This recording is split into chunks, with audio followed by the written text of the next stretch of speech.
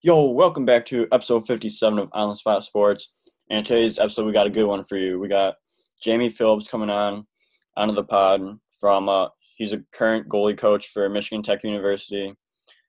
He most recently played for the Coventry Blaze, Cincinnati Cyclones, and the Brampton Beasts in the East Coast Hockey League and the ECHL before he announced his retirement about a month ago. So we have a good one for you. You just want to sit back, relax, and enjoy this episode because, boy, do we have a good one. And let's go.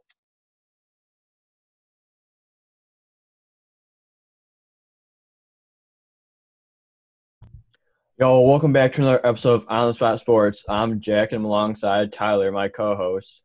And today we have a very special guest. We have Jamie Phillips, who is retired, who just recently retired from pro hockey after spending time in the EIHL, which is the Elite Ice Hockey League, and the ECHL with the Cincinnati Cyclones and Brampton Beasts this prior season. He also played in the AHL for the Manitoba Moose, played in the NCAA for 4 years with Michigan Tech, and played in several junior leagues. He's also the goalie coach at Michigan Tech University now. And this is our second episode with Jamie. He was in episode 6 and was our first pro athlete on the podcast. So it's good to have him back. Welcome back to the show, Jamie Phillips. Thanks for having me on, guys. It's great to be back for round 2. Yeah, for sure. Congrats on retirement. How's retirement going for you? Thank you. It's different. We're in the off season, so if I was still playing, I'd be doing basically the same thing of just hanging out in quarantine. But now, knowing that there is no training, there's no training camp for sure for me coming up. It's a little bit of a different feeling, but I'm back in school with online classes, still working out, trying to take care of the body. So other than the school, it's really hasn't been too much of an adjustment. We'll see when the season starts up for the guys, and I'll probably start to miss it then. Yeah, how's the online classes? It's not bad. I mean, I'm studying for the GRE, which is like the graduate exam. I need that for physical therapy school. And then I just have a couple of psychology credits I need to finish up that I didn't do, like classes I didn't take in my undergrad because I wasn't planning on going to physical therapy school. So I have to just catch up on those. But it's not bad. I just put in the work every day and back to the school grind. Yeah, that must be an interesting feeling going back to school. Yeah, I don't know. We'll see what it's like. It's better because I'll be a master. Like I'm getting my master's, and there are a lot of older students getting a master's. But I'll also be getting classes with people that are, like 8 to 10 years younger than me. So I'll be that weird old guy sitting in class, diligently taking notes that everyone's making fun of, just like I used to do back when I was a freshman, making fun of the old person. But yeah, we'll see. The tides have turned. Yeah, those are definitely interesting. That's definitely interesting, especially when you get guys that are older than you in classes with you. Yeah, I mean, I don't mind. Like I always really enjoyed school. I always knew I wanted to do something in health. Originally, my plan was to do like medicine. Now, obviously, it's physical therapy. So I always knew I was going to go back to school. So it's not like a big culture shock. And I was fortunate that I had the undergrad. So, I had that under my belt. I know how to study, I know how to time manage. And now I can just hop right into the master's, get that cleaned up, and then hopefully move on and get the old doctorate of physical therapy. Yeah, that should be fun. So good luck to you with that. Yeah, thank you. I appreciate that. Hopefully everything goes as planned. I really want to be involved in the goalie strength and conditioning rehabilitation because there's a big, and now we can get into in the future episodes. I'm sure I'll pop on for part 2, 3, and 4, but there's going to be you can see it now, and there's a lot of issues with goaltending and just basically the knee and hip injuries and ankle injuries.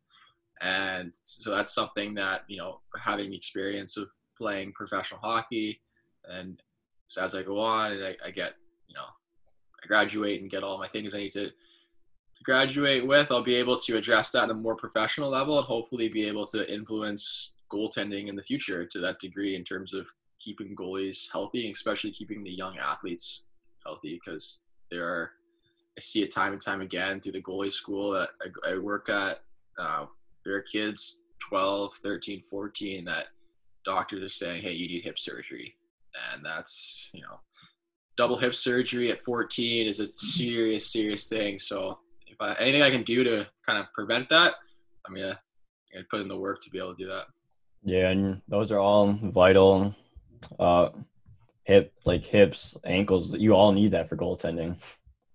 Yeah, it's you need everything, and then I guess it sounds like I sound like one of those old guys saying it, where they're like, "Oh, the butterfly style." Like it is. It's like there's not being a goalie is obvious. It's in my opinion is the most fun position in all of sports, Yeah. but in terms of wear and tear on your body, it's probably up there at the worst, if not top 3.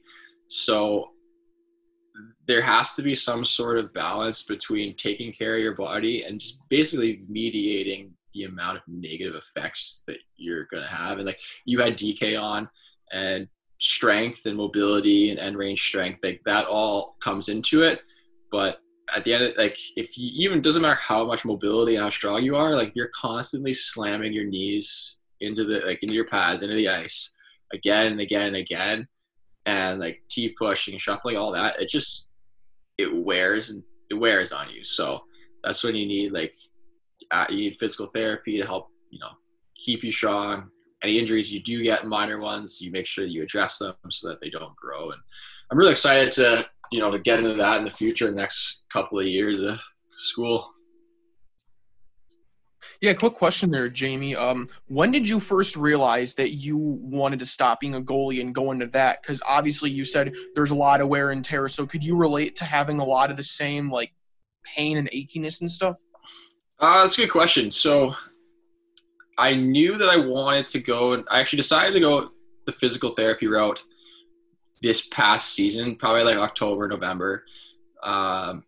When I had graduated, I took all the courses necessary to get into medical school, and I was doing a little bit of studying for my MCAT, kind of just keeping the brain fresh. But I just realized that I didn't really want to be a doctor. I wanted, although it's nice and everything's great, the pay is good, you get to help people, that's all I wanted to do. I would really, I'm an athlete. I want to work with athletes. And yes, there are sports medicine doctors, but for the most part, they just see an athlete and they sign a piece of paper and they send them to the PT. And the PT does all the real hands-on work. I'm like, hey, I like that hands-on work. I like being on the table in the clinic, the manual therapy, all that stuff. I like to have, be around the gym, which is usually where physical therapy offices are. And then so I was like, okay, that's kind of what I wanted to do. And then in terms of injuries, I've been fortunate in my career where I only had one major injury. I had a high and low ankle sprain that kept me off for 8 weeks. Other than that, I never really felt the true aches and pains that a lot of my goalie partners or guys I know did. Mine would just be like soreness for the most part. But I see guys that, they're on the ice and even the younger guys that I'm around the most in the summer is like some of them are wincing when they're making saves. What's wrong? Oh, my hips hurt. I never had that. Probably because I was so stiff that my joints just wouldn't let me go there. So I didn't have to worry about overextending because my hips were yeah, not a chance. We're too tight. So for me, I worked a lot to gain that range, where the guys that already have it really need to work on controlling it. But yeah, and then I just kind of, as I knew, okay, physical therapy is what I want, I started put 2 and 2 together and be okay, well, I'm a goalie, or was a goalie. I like this, I like that. Let's come together. And now you'll see, I follow a lot of people physical therapy guys on Twitter and stuff. And people are starting to dive a little bit more into goaltending than they were, especially growing up. No one ever talked about that. And so now they are. So I think if there's a right time to kind of, get my foot in the game, then it's now. Yeah, for sure. And I definitely know from my experience, hips are definitely the the most sore that like my whole body feels is usually just the hips, because like I go down the butterfly, the RVH, those are all really hard on the hips. So it's definitely good to have like someone like you like trying to like go more in depth with like trying to help other goalies and like just try to help everyone not have hip surgery at 14, 15, 16, even 20, 25, something like that. Yeah, I mean, like, let's get real here. Like, if you've ever seen or what actual like hip surgery is, like, there's a range, but like on the extreme end, like they have to cut off the head of your femur. So like your hip is like, this is your pelvis, and this is your head of your femur. It's a ball socket joint. Like there are some, especially with like really bad like arthritic people, which for the most part, goalies in the future are going to have arthritis in their hips. Like it's a given. They cut off the head of your femur and they put a new one on, and they scrape out the inside of your pelvic. Like that's a serious thing. Like that's like a 9-month plus recovery time. I play with guys that have that done on both their hips.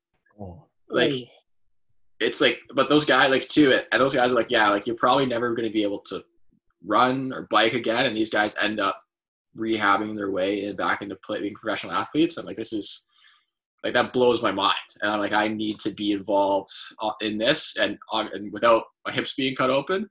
But yeah, it's crazy. And the hips are good. And one thing I realized, especially for my own injury, was how important the ankles are. And that doesn't get talked a lot in goaltending because you just kind of take it for granted that, we know our hips get sore, our knees get sore because they're slamming into the butterfly. But, our ankles, like it's all connected. And as soon as your ankle goes, like your knees go, your hips go. Like for me, like I had had a high and low ankle sprain, and once a week for every week that I was hurt, I would just put my lower body on. I would try to do a butterfly, and it would just be like excruciating pain. And I didn't for the start, I was kind of confused. I'm like, I'm not really doing anything with my ankle, but like just and how they're connected and the pressure that gets put on. And like you see like guys like Mike DiPietro, the kid in Utica. Like 2 years ago, he got hurt in the Memorial Cup playoffs with Ottawa. I think he was on Ottawa. He just went to RVH, looked harmless play, his ankle blows up, he's done. Like using the RVH, using on things like our ankles takes so much of a beating. And so I think in terms of the dark horse injury, like ankles are it. And a lot of guys, hopefully if there's any younger goalies listening to this, they go online, do some research, and just find ways to take care of their ankles. Yeah, I never realized that like the ankles are a big part in like everything. Like you just said, like if your ankles goes, then your whole lower half pretty much goes. So it's definitely concerning as well. So it's like just research like all like ankle mobility stuff you could do. Like DK is good with it as well. So I just like go to like his channel, his Instagram for all the younger goalies watching this or listening to this. He definitely has he's definitely good with that stuff. Yeah, DK is a great resource, and I know he's a great guy. So for anyone listening, just shoot him a message. He replies back. Like he's not going to big dog you or big wheel you. So if you're not sure, you want to learn mobility and all that kind of stuff, just shoot him DK, the mobility guy, message, and he'll get right back to you. Yeah. So going off of like what we've been talking about, you started Victor M Nutrition in the past past year, I think, or so. Yeah. So like dive deeper into that. Like what's the meaning behind Victor M Nutrition? Like why'd you start it and like all that?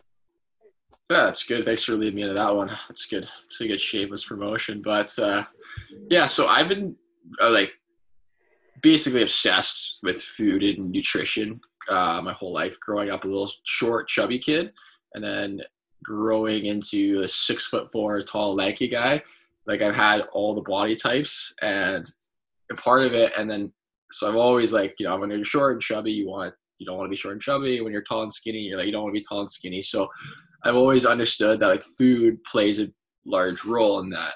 And so probably from the time I was in high school, I've always been reading, experimenting, trying different things when it comes to nutrition. And as I've gotten older and had the ability to coach different like goalies, especially, I was always kind of, if anyone was like, oh, if you have a nutrition question, ask Jamie, ask Jamie, ask Jamie. And so that's kind of where I started to be like, okay, I started to like guide, mentor, and just someone didn't know even like a basic thing, then I'd be able to provide that information. And then I realized that, hey, like I like doing this. I really like the food and nutrition part. So I got certified in precision nutrition coaching, which is like the gold standard of nutrition coaching. And I launched Victoria Nutrition, and that is just a nutrition coaching business for athletes. And it's not exclusive to athletes, but majority of my clients are athletes.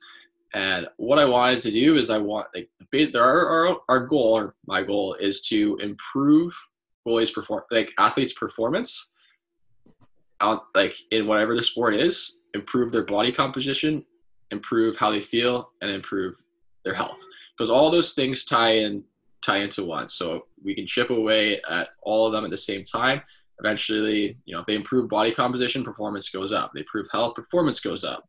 If they improve how they feel, their performance goes up. So it all builds into peak performance. So I've worked with around 50 athletes from various sports. We got some American League hockey guys, a couple college football players. So I've been fortunate enough to work with a lot of very good athletes, and I get to learn with every athlete I have. I get to learn from everything that that they do, the unique amount of their sports. We're in contact, everything. We do the classic coaching stuff. I don't have to go too much into detail of that. If anyone wants to know more, they can reach out to me on Instagram at Victoria Nutrition or my website. And that's what I'm doing basically. I guess technically it's my full-time job on the side of school and goalie coaching. I also launched, or I wrote an ebook for hockey players, and it's called The Hockey Player's Guide to Nutrition. And it's long. I'm not going to lie. It's long, but it's detailed, but an easy reading guide for hockey players to understand what exactly sports performance nutrition is, and how they can relate it exclusively to hockey players. And it's about 130 pages. I wrote it in a way that was easy reading. So any sciencey terms, I did my best to explain them, or just put them, you call them layman's terms, so that everyone can understand it, whether you're a parent, a young athlete, or a professional hockey player. It's for you, and there's something that people can take from that book and implement right away, and turn into, improve their performance almost immediately from that book. So I'm pretty proud of it. If anyone's listening and wants to pick it up, it's available on my website. It's an ebook, so it's a download, and you just read it on whatever, your computer, iPhone, tablet. But it's a pretty good book. And you know what, for your listeners, I'll put up a discount code on the spot. It'll be a discount code on the spot, one word, and it'll be for $25 off. So, and that'll be up there for life. Hey, there we go. I like that. Yeah. So would you consider to become an elite athlete, you need to focus on nutrition? How important is that to becoming an elite athlete? Well, obviously, I'm a nutrition coach, so I'm a little biased. So I'm going to say, it's significant. It is significant. I'd love to say it's 100% of it. It is not 100% of it, but I would say it's at least 25%, and that a quarter is a big chunk of the overall performance. There are athletes, and there are people in general that are blessed with great genetics. Like LeBron James, no matter what he eats, he's going to be the best basketball player in the game at the moment. He's just built that way. His mentality is that way. But, he's a guy that his nutrition is dialed. And because of that, he doesn't have to worry about subpar performance from lack of energy or too much inflammation or improper recovery, he doesn't have to worry about that because it's all accounted for. And so as soon as you have all the pieces of the puzzle together, and nutrition being a big piece, your performance just goes way up.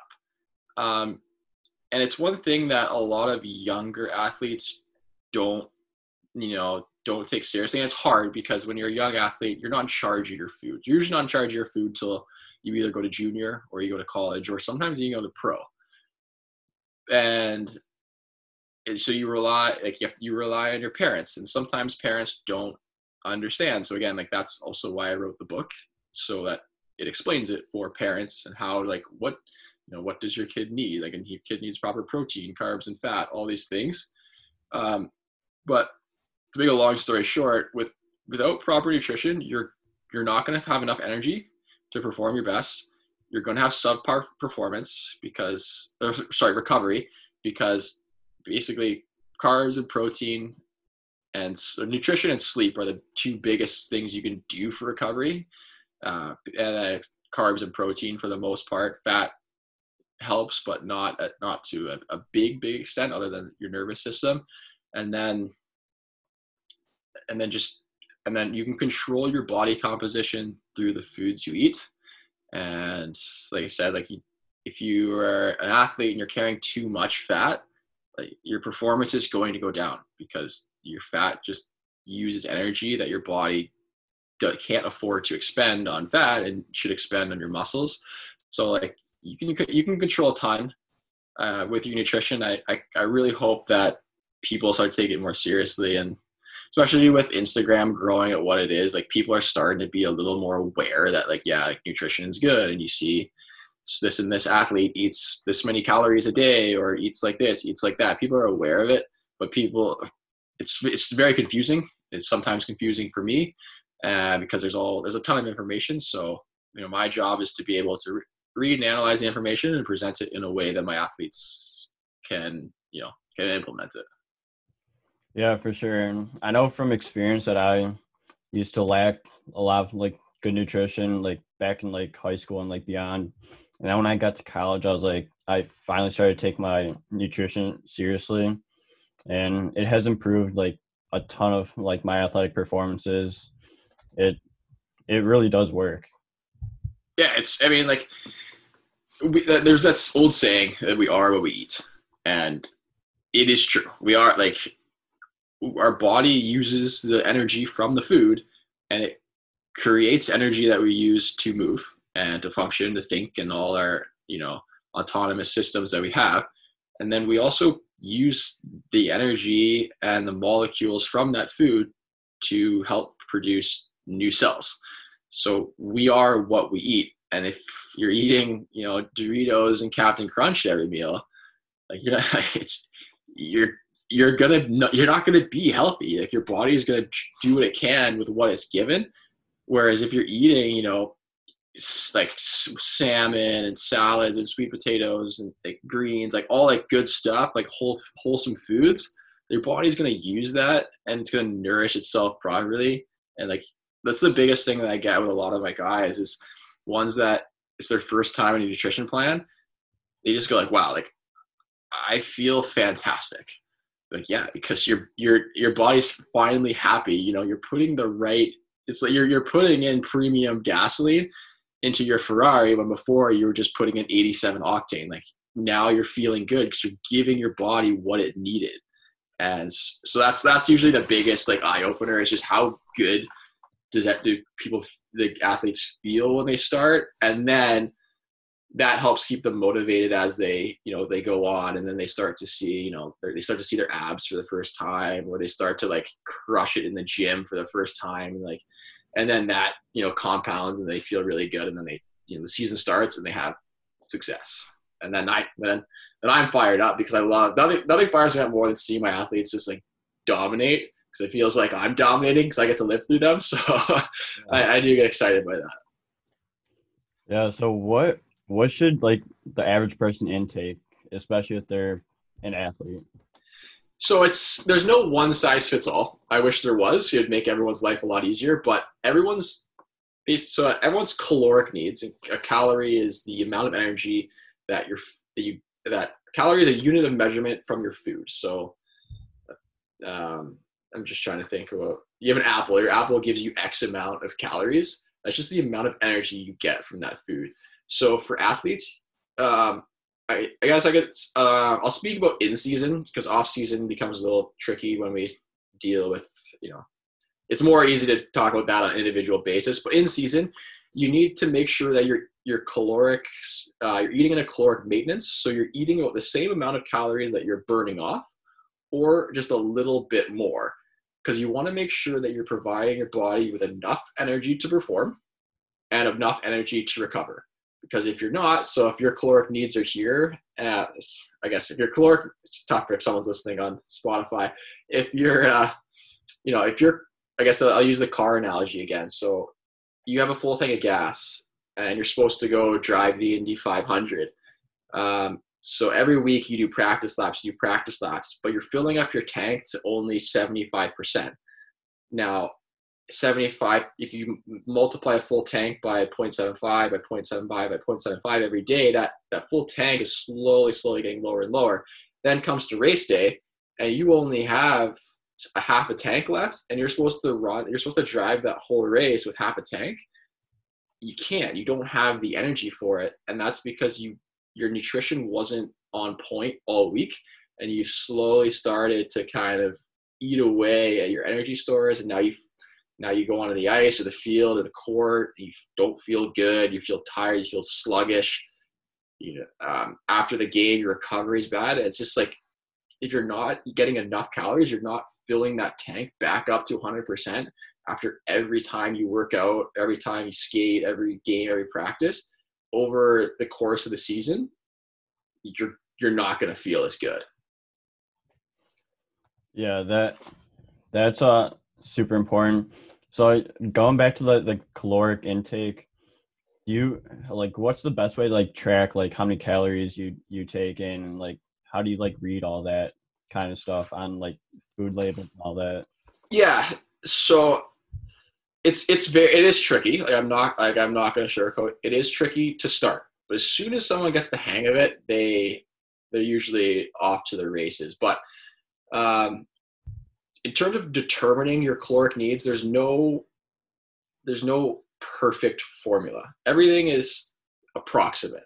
Those formulas that are approximate are pretty close to accurate, but it's impossible to know exactly how many calories you burn. You wear a Fitbit or an Apple Watch, it says, hey, you burn 600 calories today. It's making an approximation. It could have been 800, it could have been 599. It is a massive range. Same with the food you eat. You find a food label that says there's 150 calories in this granola bar, but it might be exactly. It could be more, it could be less. You don't know. So for the athletes that want to track, I like to use an app, and there's a few, but my go-to is MyFitnessPal, and basically you can log all your information in. But so I guess I'll talk about what I do for myself. Is so I figure out the amount of calories I need to eat a day. And right now I'm trying to build some muscle. So I'm trying to eat more than my baseline. And so my baseline is about 3,200. So I'm eating about 3,700 calories. And then whenever I eat something, I track it into MyFitnessPal, and it gives me back the number of this meal had this amount of calories. And then as I go throughout the day, I get closer and closer to that 3,700. And then once I get to that number, then I'm done for the day. Obviously, there are macronutrients, the ratios of protein, carbs, and fat that I eat is different for everybody too. Just depends on their sports, their body composition, their training, all these different variables. But for the athletes, they don't worry about that, because that's my job. I'm the one that worries about it. For them, they just have to make sure they're eating the right foods. And when I send them a program, that they're just following it. So I make sure that all the heavy lifting is done by me, and they can just take it, cook their meals, follow the directions, and then they're usually good to go. Yeah, so Jamie, what motivated you to really dig in and do a lot of research on nutrition and fitness and all that? And what made you want to, not only, like you said, get yourself really into that, but want to help other people? I think I wanted to improve my own sports performance, and I wanted to improve my own body composition. Like I wanted to be the best goalie. Like that was the goal for my whole life until the day I retired. My goal was to be the best goalie, and I knew nutrition would give me an edge over athletes that weren't taking care of it. And at the same time, like I also want a good body composition. I went to the beach. I want to look good. I don't want to look like a bag of milk. So though honestly, like body composition and performance, and I guess like feeling good, because when I first started to I worked with a guy before, and like as like a naturopathic doctor that works with like athletes. And like when I was younger, we did stuff, and like the first time, like, I realized I was like, wow, like I feel good. Like I feel different, a noticeable difference. So then that kind of sparked it. And then in terms of helping athletes, I just realized that like I just like the education, like educating people on how to do it right so that they get to maximize their performance, and then I can help them achieve what they want to achieve, whether it's a football player that needs to gain weight so that he's on the starting D line, or it's a hockey player who has training camp coming up and his OHL team said, hey, you need to lose 15 pounds. Like, I'm like, if someone just tells you that, a lot of people don't know, and they can jump to extremes, where I'm just like, okay, like I know how you can do that. You can gain that weight, or you can lose that weight. I know you can do it safely and properly and healthy. So like, work with me. We're going to do things right. I'm going to take care of you so that you're not like causing damage. And that when the time comes, you walk into training camp or school starts, like you're ready to go. And so that's kind of been my driving factor. Was started with myself, and then I realized, hey, I can help other people. I love doing this. I enjoy helping other people. Why not do it and help other people?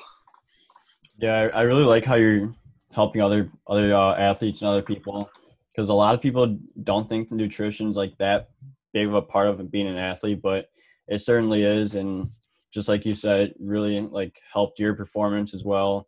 It definitely helped my performance, and you just need to have good nutrition to be a try to get to that elite level athlete. So it's really, really important to have like all like the nutrition the diets, making sure you're staying healthy, injury prevention, and just working hard. It's not glamorous too. Like I think that's why nutrition doesn't get all the attention as say like recovery. Just like the term recovery is very broad, and when you watch ESPN or TSN or whatever, like you'll see guys in Normatex and ice baths and massage guns, and all those things are good, and they have their merits. But very rarely are they talking a whole lot about, hey, what did Steph Curry have for breakfast today, and what time did he have it at, and how far away from his practice was that, and why was he drinking this during the game and after the game? No one talks about that, because it's like, for me, it's not boring, but for Joe Blow watching on TV, he doesn't really care. It is not novel because he eats food too. So like, what's the difference?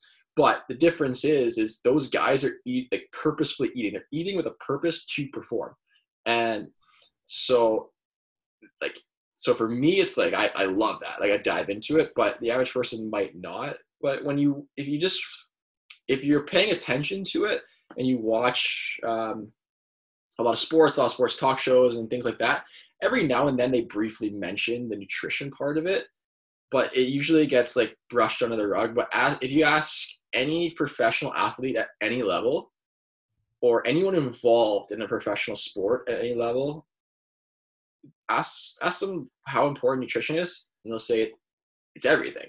They'll say it's so important. It's just as important as working out and sleeping properly, and all these things, because they all contribute and they all add up into the greater product of performance.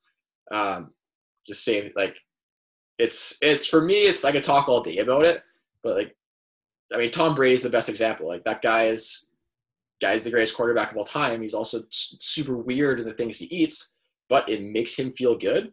And if he feels good, like physically and mentally, he's going to go out and he's going to throw a bunch of touchdowns and beat Atlanta from they're down 43-6 or whatever. Like it's part of it. And so like it's it's a big piece of the puzzle, and I hope more people take it seriously in the future. Yeah, for sure. You just gotta feel your body and then feel your performance, and your performance will go up. No, it's honestly, it's a very complicated thing, but it's also so simple at the same time. And that dichotomy for me is like, I battle with that all day. Like, how do I simplify it? But how do I keep it, still a little bit, I keep the science involved as well. So I love it. I really enjoy it. I'm very fortunate that I get to do it, and fortunate I get to work with a lot of really good athletes. Yeah. So when you did start the Victor M Nutrition, I was a big fan of it. Like, that's when I like really started to take my my nutrition seriously, because because you started that, and then I've also been hearing about like all the other like athletes and like their nutrition, and it definitely really like motivated me to step up my nutrition game and like actually like pay attention to like what I'm eating, and how like eating like healthy and like good amounts of food could definitely help your performance as well. Absolutely, and thanks. I appreciate you saying that. That's the purpose of my Instagram, is obviously to bring awareness of what I do and offer, but I also use it again as an educational tool. And so for the other posts aside that aren't motivational, because sometimes people, need a little kick in the butt or read something and gets their day fired up, and that helps. That's why I love to put that there. I like to, promote and show off the athletes that are with, because, hey, they're doing the things they need to do, and they're taking the strides in their game, and they're having success. So I'm gonna pump their tires, like, of course. And then I like to have educational posts. And it honestly, it's hard for me to make posts that aren't like super sciencey. Like, I really want to, but I know that obviously no one really wants to read a textbook when they go on Instagram. So most of my posts, I make sure that I really do my best to just give everyone like the spark notes. Like, what do you need to know right now? And like, I think my last post was basically like for people and athletes that are like tracking their food, like, how do you track a food with a bone in it? Like, you don't eat the bone, so you're not going to track that.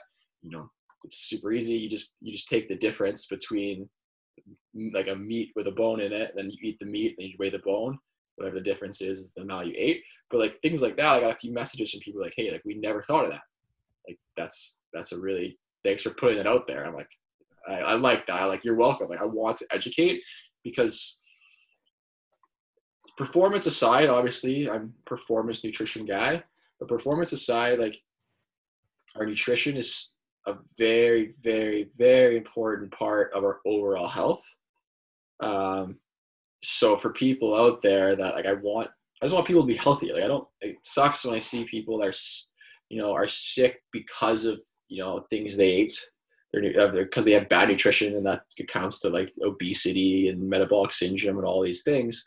Like, I see that, and I get bummed out, because I'm like, man, like, I wish that they had taken control of their nutrition when they were younger, or someone had taught them, or that they just had the motivation to eat healthier, because they wouldn't be in this situation.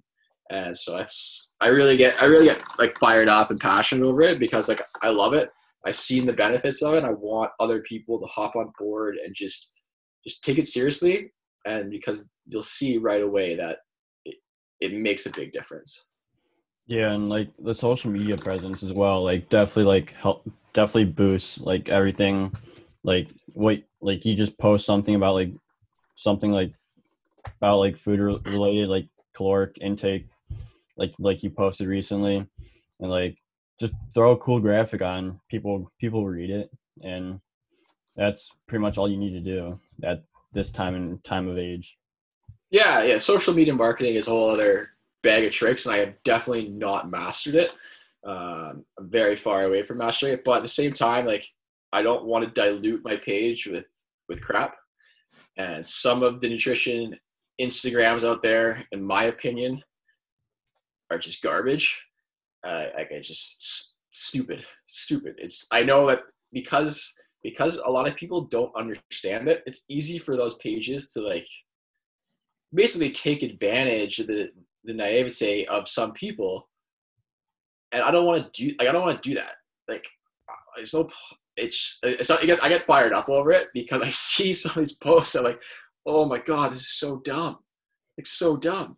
And so I really make sure that I don't do that. And if that means I have less followers because of it, because I keep it simple, I keep it direct, and I don't pander to like, to just trash that sometimes goes viral, that's fine. And I also make sure, there's one thing I'm big on, being like a science guy myself, is I make sure that I cite everything I post. Like if I post anything that has any scientific mention, whether it's a study or it's a claim of anything, like if I claim coffee is good for you because it improves your, your mental alertness, everyone knows that. But I need to make sure that I put in a scientific, like a reference from a scientific study, and preferably like an accredited meta-analysis of a study that just proves it. So that way no one can ever be like, like, oh, like they can't doubt it, which I don't really like. I don't care if they doubt it because the science is there, but I just don't want to make outrageous claims that you'll sometimes, like, I will see on Instagram, and I don't want to lie to people. Like, if there's a, like my favorite is there's a picture of someone, like someone's Instagram, like Joe Schmo Fit is their Instagram handle, and then it's a picture of them, and they are like skinny and like skinny, kind of like they're just like skinny, and then there's like, oh, 8-month transformation, and then they're just this massive freak of an athlete. Like, oh, I just did this with proper workout, I ate these foods, I was good. It's like, no, you didn't, because that is not physiologically possible. You took, an anabolic, or you took a SARM, or you took some sort of testosterone. Like, that's how you did it. So don't lie to people and say, this is how big you can get. Like, things like that. Don't lie and say, hey, this supplement is going to make you do this and this and this. Like, no, it's not, because 99% of supplements don't do anything. There's only a handful that actually do something. So like, I really make sure everything I say is cited. I try to keep the BS. I try my best not to have any BS, and I make sure everything I say, if it's a claim, there's something backing it up, so that for some reason, if someone ever wanted to dive deep into it, it is there. The citation is on the post, so that it's just there. It makes it more credible, I guess.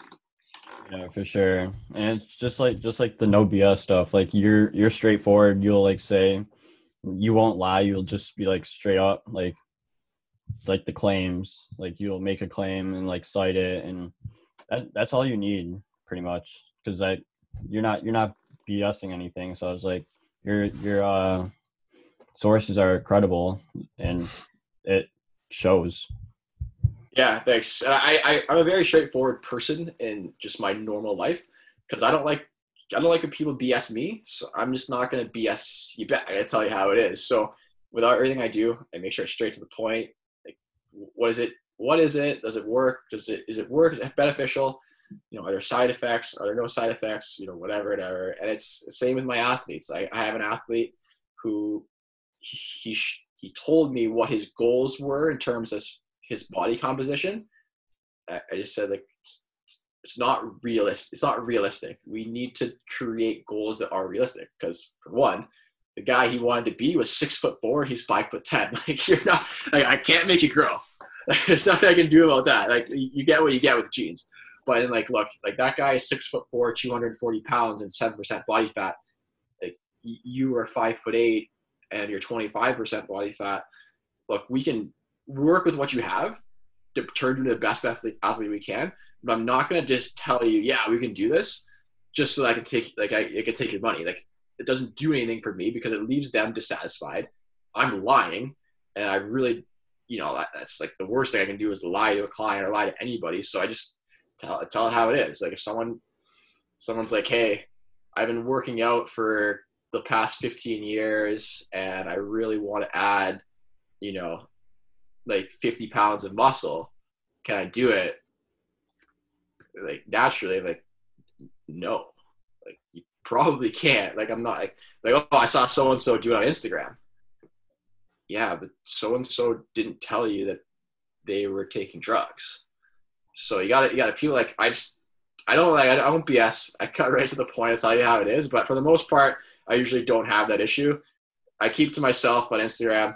I don't ever try to start conflicts or whatever. I just post my own stuff, do my own work, and the results I get with my clients really speaks for themselves, because everyone ends up hitting their body composition goals. They end up hitting their performance goals, and I'm excited to see what my next batch of younger, my junior age hockey guys are going to do, because I'm going to have a bunch of Division I guys coming up. And, obviously again, nutrition and myself are only a small piece of that puzzle, but, it's an important piece, and I get to live through them vicariously. So I'm excited. Yeah, for sure. The results show, and like you're helping everyone, and like the results are there. So I was like, you don't need to BS anyone. It's just the results show. And sorry, go ahead. No, you can go. I was just gonna say, like, and I also I really take pride in it. It's my business, but it's my passion, and I'm fortunate that those intertwine. And in terms of my life, I get to be a goalie coach, which is a Division I goalie coach, which is like really cool. I get to go and hopefully do physical therapy, which I love. And I have this nutrition business, which is like everything I love combining into one. So I'm so grateful for that. And then when it comes to nutrition stuff, is like, I really emphasize that I practice what I preach. And there's nothing I never give a client a program that I've never done before. Like, and I experiment on myself all the time. Experiment sounds like really crazy. Like, I tried different nutrition, like ways of eating, basically on myself, so that I know, like, how did I feel on this? Did this work for me? Like, what can I tweak? What can I do that? And so, like, when a client comes back and says, like, hey, like, I feel like this, feeling like that, like, I have gone through that. It's easier for me to troubleshoot it. Like, I find that there's a lot of people out there that will just be like, if they've never had to, if a nutrition coach or a nutritionist has never had to diet down to like a low body fat before, they don't know what it feels like when it's 5:00 in the evening and you have no more calories left to eat, and you're starving, and you're like going insane because you've been in a caloric deficit for 10 weeks and you just want to eat chocolate cake, but you can't. Like, you don't know how that goes. Where I just spent the last 3 months dieting down to a really the lowest body fat I've ever been in my life, just for that purpose, just for me to say, like, I need to try this. Like, I need to do this so that I can understand. Or an athlete, like, more people have lost weight than gained weight, but for people out there, like, it is so much easier to lose weight than it is to gain muscle. Like, so much easier. And so if someone ever says, like, oh yeah, just eat more to gain muscle, and you have a client that's like, look, I can't eat more. Like, I feel full all the time. Like, I know what that's like, because I need to eat. I have been times in the past where I've needed to eat 5,000 calories a day. Like, I'm sitting at the table and I'm looking at my food. I don't even want to eat it. I'm so full. But I know that you need that if I want to get to build muscle. So, like, everything I do, I've been through it. I've tested it, so that there's no question marks. There's no hypocrisy. So an athlete that's lost weight and they're like, oh, like, I feel a little hungry when I'm losing weight. Like, yeah, like, I know what it's like. Or like, oh man, I feel like I'm going to explode because I'm eating too much. I'm like, man, I know, trust me, try to do this. This helps, because I've done it. So, like, I take pride in that. And whenever a new diet comes out, which is kind of rare, but say something, the newest one that people like is keto. So like, when a keto came out, like, I've done keto diet like 4 or 5 times for different lengths of time. And so when people ask me, like, hey, is keto diet good for this and this and this? I say, well, it's good for this and it's not good for this. And it's definitely either good for you or it's not good for you because of your sport. And so, like, it's not just like, oh, I read it's not always just about what I read. It's, yeah, like, I read about this and this is what the literature says, which is super important, but there's also anecdotal evidence on top of that. So whenever you get objective and subjective opinions together, then it's usually for the best, because you're getting the best of both worlds. Yeah, for sure. And going back to like the building muscle part, like, I'm a super like hard like builder. So like, I have to eat a ton, and it does get difficult because like just like you said, like you're looking at food and you're like, I have to eat this, but I don't want to.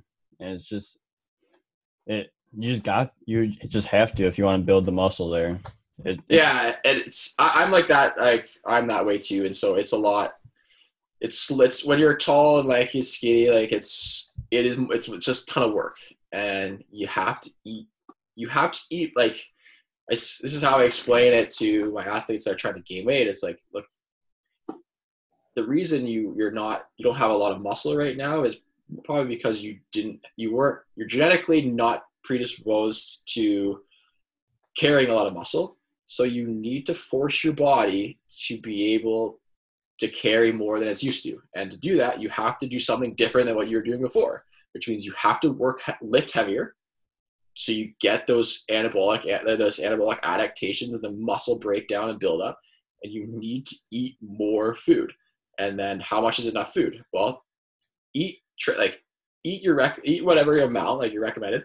And if like after a week or two you haven't gained any weight, you gotta eat more. And for some people, my football guys, like these guys are crushing so much food, but that's their sport. They train so hard and they're burning so much that for these guys that need to be like 250, 260, and it's all muscle, like these guys are crushing like 6,000 calories a day. And it's like, someone listening might be like, oh, that's easy. Just have like 4 Big Macs. Yeah, but you might get the amount of calories from your Big Macs, but you're going to feel like trash. And then you can't have bad performance just because you need to get bigger. Like performance always comes first. Like if you're athletes, we're performance athletes. It doesn't matter. Like in the end, like if you're like Phil Kessel, I always use this example. Like Phil Kessel does not have a great body composition. It's terrible. Guys in the NHL, guys in Stanley Cup, he tears it up. It doesn't matter. As long as his performance is there, then the body composition comes second. But if he cleaned up his eating and his body composition, would he perform better? Probably. So like that, it's the nuances of it get a little confusing. And hopefully I didn't confuse anyone listening. But yeah, basically, if you're trying to gain muscle, you need to lift heavy weights and you need to eat more than you're burning. And the chances are you're probably not eating enough. And for those that are trying to lose weight, you need to lift heavy weights and you need to eat less than you were eating before. And the only way to know is you have to track. You have to track your food, at least track for a week so that you get some idea of how much you're eating. The more you track, the more consistent you are. The more consistent you are, the more progress you'll see. Yeah, that's a great take from everything that you just said. So I want to go into your goalie coaching a little bit here. So since you help with nutrition, you're also going to help the next generation of goaltenders, and you're the next goalie coach for Michigan Tech University. So like, what are your expectations for this season going into the season? Oh, that's a good question. I don't really know. I've yet to see any of the goalies. We have two new guys coming in and one sophomore. But I have two roles. My two things that I want to win a national championship, and I want to help the goalies get better and get to the point where that when they graduate or when they sign, like they're ready and they're professional. They have that talent of a professional goaltender. So that's my jobs, is to do what I can so that those guys are playing their best when it comes to game day, because those games will compound into a national championship, and that they're getting better in practice so that when their time comes to go pro, they're ready to have success.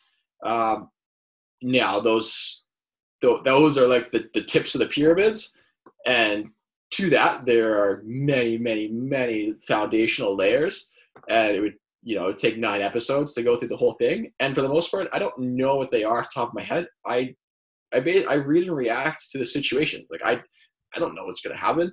We could start off and go 10-0 and everything's good, or we have a tough start to the season. That changes, my role. But that's what I want. Those are my expectations for myself for the goalies. And then and also be the bridge between your head coach and your goalies. So if head coach has an issue, he talks to me, I talk to the goalies. Goalies have an issue, they talk to me, I talk to the head coach. And that way I keep everything level-headed, and I get to, then there's coaches aren't yelling at their players or their goalies because they don't have to worry about that. Like, they talk to me, I'll take care of it. And then we get to obviously work on the fun stuff on the ice, but those are really my expectations, is just do what I can to have success as an organization, as a school, and do what I can to have, so these guys have success in their own games so they can go on and they can go pro. Could you already say, Jamie, that you think the success part is going to come a little bit easier since you're really familiar, obviously, coming from Michigan Tech? So could you say, obviously, since you're back, you're going to already like feed into that success you were talking about? I don't know. Like, I don't know. Like, my job is to work with the goalies. So that's my sole role. Obviously, I do get involved in the other coaches' meetings and stuff, but my job is to make sure that the goalies are doing their job on the ice. Going back to a program that means so much to me. Like, I spent 4 years there. Like, I have many friends still up there. Like, going back to a school that's given me so much. Like, if I didn't love it, I wouldn't be going back. And so I want to be able to give back to the school. And the head coach there, he was the assistant when I played at Tech. So, like, we have a good relationship, and I know the type of program he wants to run. So I think it will be beneficial that I understand the culture that we're trying to build, and I understand what it was like to have tough years at Tech, because my first 2 years we were not very good, and my last 2 years we were very good. So I know what it takes for a school to have success, the kind of culture changes, the mindset changes, the work that needs to be done. And I've seen what happens if that work and those mindset isn't there, that the school can struggle, and what it's like to struggle as an organization, and it's not fun. So I do hope that my past experience helps to kind of basically so I can gel with the team and with all the players and the coaches, so that we just build a winning environment. Because it's not about me. It's not about the head coaches, the assistant coaches, the trainers. It's about our athletes. And our job is to get them as prepared as possible, so that we win games, so that they go on and we represent the school and we have success for the school. And that these guys have success in their own individual games, so that they can go off and hopefully make the NHL. And that cycle will just continue where we get players, and then you give them opportunities, you get school, you get the education, you get the experience, and the chance to move up. And so, like, it's a great thing that I'm really excited to be a part of. And I am so excited to go back. Like, I love it there. So it's gonna be weird to go back and not be a player, but I'm really excited in my new role. Yeah. So have you faced any struggles so far as a goalie coach? Like, I know COVID probably has some sort of toll on everything that was planned. Like, any like real like struggles besides like the whole COVID situation going on? Not really, because all the athletes are home right now. So and then the NCAA has a lot of rules about what they can, like what coaches can and can't do. You don't want to get me started on the NCAA, but my biggest challenge is just making sure that the guys are getting enough ice time in their respective homes. So I'm just checking. Basically, all I do right now is I'm checking in to make sure everyone is getting ice, everyone is working out, that they're safe and healthy, and that they're going to be ready to go when they come to school, because it's going to be a dogfight for the starting role.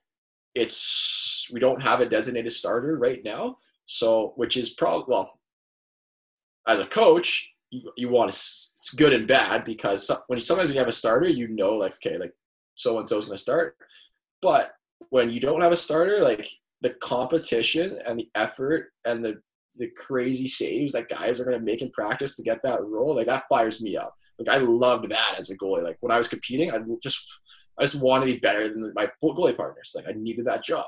So I'm excited to see that. But yeah, there haven't really been a ton of challenges other than just ice availability for guys. And now that a lot of rinks are open and guys are in different locations across the country, everyone's been different. Like one of the guys coming in that's in Florida has had rinks open for a lot longer than one of the guys in Michigan who doesn't have ice yet.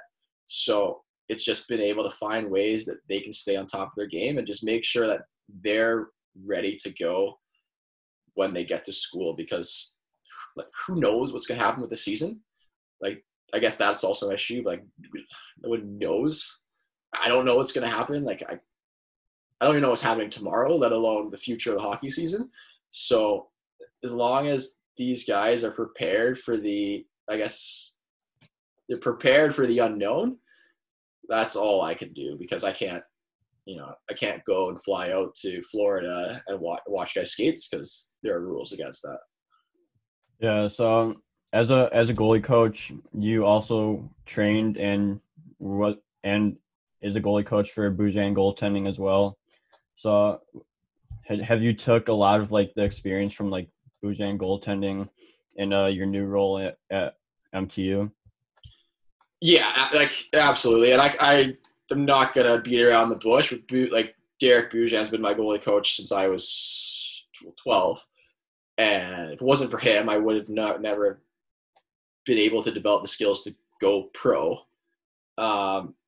And so I guess I would say like I'm trying my best to emulate him as a goalie coach, because he's 10 steps ahead of the game when it comes to coaching. And so being able to learn from him and my experiences as a goalie under his tutelage and coaching beside him for the past probably like 10, 12 years, we coached alongside each other with the younger goalies. Like I try my best to learn from him, and I'm constantly learning from him. I wish I could say I knew more than him, but I don't. So I'm constantly on the phone asking like, hey, like Booge, what do you think of this? What do you think of that? Like he's my mentor. So I take from him and I ask him, and then I'm able to basically implement things with my goalies, and then I can tweak it depending on the goalie situation. But he's my mentor, so I look up to him in everything when it comes for goalie coaching in life. So he's helped me significantly, and he continues to help me, and he's going to continue to help me for as long as I'm a goalie coach, because there's no answers, and it's always better to have two heads than just have one. How important is it for you to, like you said, you have someone to model your coaching kind of, I guess, coaching, what's the word I'm looking for? Like the way you coach. How important is it for you to have someone to look at for how you coach compared to like if you didn't? Because like you said, you model your coaching kind of status after him. So how important is it for you to kind of like model your kind of coaching style based on him? I think it's pretty important. I would say it's less. I do model a lot of what he does, but mostly his teachings, like the foundation of his coaching in terms of situation and the basic principles. Like that's what I take the most. In terms of his actual style, like everyone's going to have a different style, and mine will never be the same as his, and his will never be the same as this guy or that guy. So I have to like use my own coaching style, but what I take from him is just the overall knowledge. And what I really like Derek is very, very good at communicating and keeping it simple and explaining the ways to make adjustment in a simple way that guys will understand. And that's the one thing that I really want to improve on. And so I always, like, whenever he's coaching, I always try to just, shadow and just see, like, how is he saying this? How is he saying that? Like, okay, that makes sense. This is a good way to do this and that. So I think that's what I draw the most from, is just basically he's just very smart and very good at what he does. So I do my best to try to learn so that I can, hopefully soak in some of that knowledge and be able to use that with my athletes. Yeah, Derek Bourget seems like a great guy to learn from. I actually just messaged him yesterday and asked if I could go up there and train. So whenever I go up there, so and he was inviting. He said, "Sure, let me know when you're up there." So that's always good to have, and he just seems like a great coach to learn from as well. Yeah, he's a great guy, and his facility is always open to anyone, no matter where in the world. We got a couple guys coming over from England that I met when I played, and I recommended. So like athletes from the States all over Canada that come in, and it's a good spot. He knows what he's doing. He's an unbelievable guy, and in my opinion, he is the best in the game. And I've worked with NHL level goalie coaches and all over the country from when I was young to they ended. And I'm biased, but I believe that Bruges is the best one of them. That's why I consistently stayed and worked with him. Yeah, no, it'd be good. Hopefully, you're able to come up. I don't know if I'll be. Obviously, the border is controls everything, and I don't know if I'll still be in Canada at the time. But yeah, I know Derek said we'll be more than welcome to have you here because it's a good facility, it's a good coach, and it'll be a good time. You'll learn a lot. Yeah, for sure. So you Booge and Michael Albanese also have a podcast called The Round Table, and like take us through like what like started that and like how much fun it is because it seems like you guys have so much fun doing it, and I look forward to every episode you guys put out. Well, thank you. Yeah, so Derek and I have been floating the idea of a podcast for years, and I've just kind of like been like, nah. It's actually like not what I played.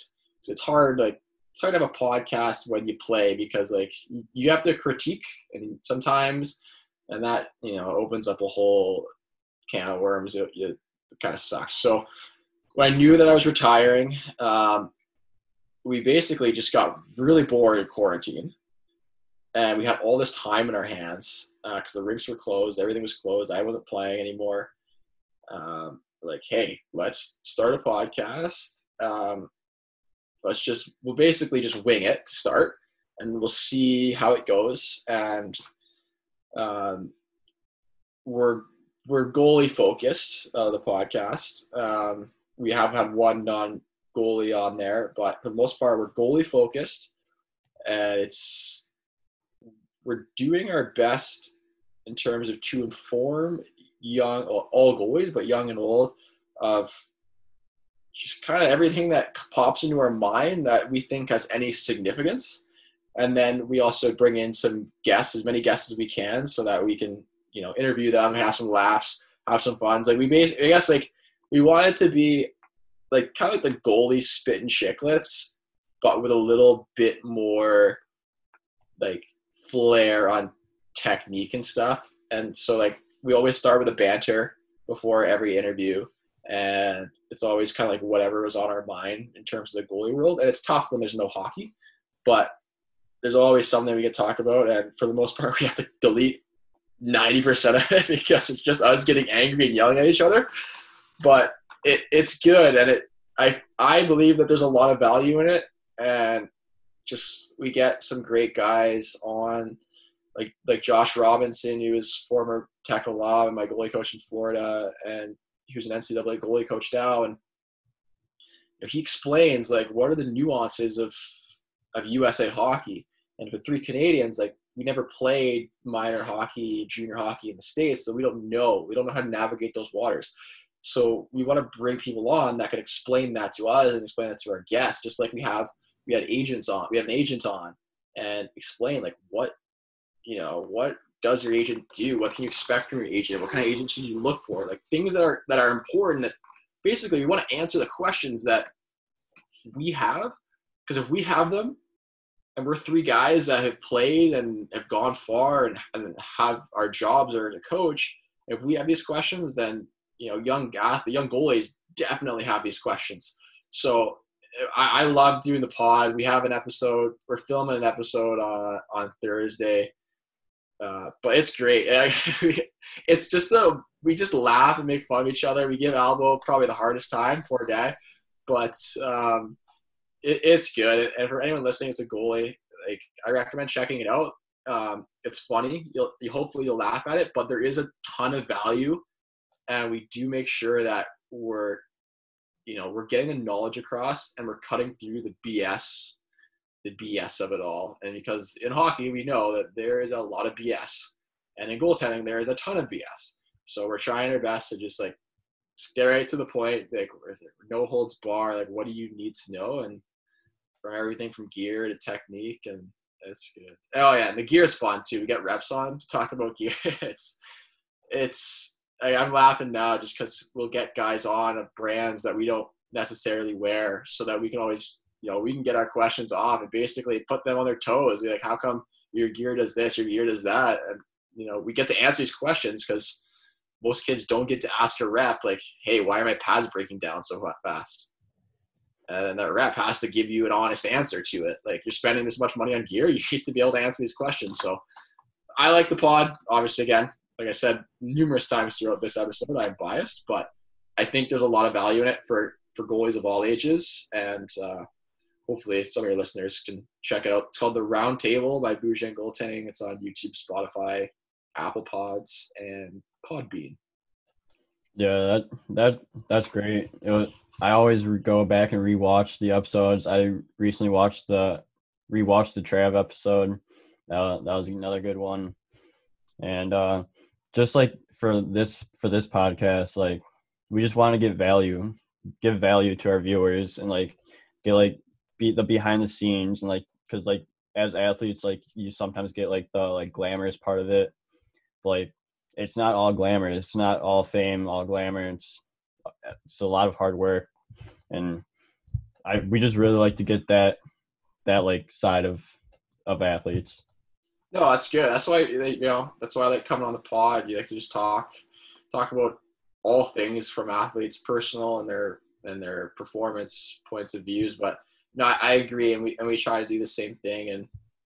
And we have an episode. I'm not sure when it'll be released. We have an episode with Mark Byzantine, former World Junior goalie, first round draft pick, played the NHL.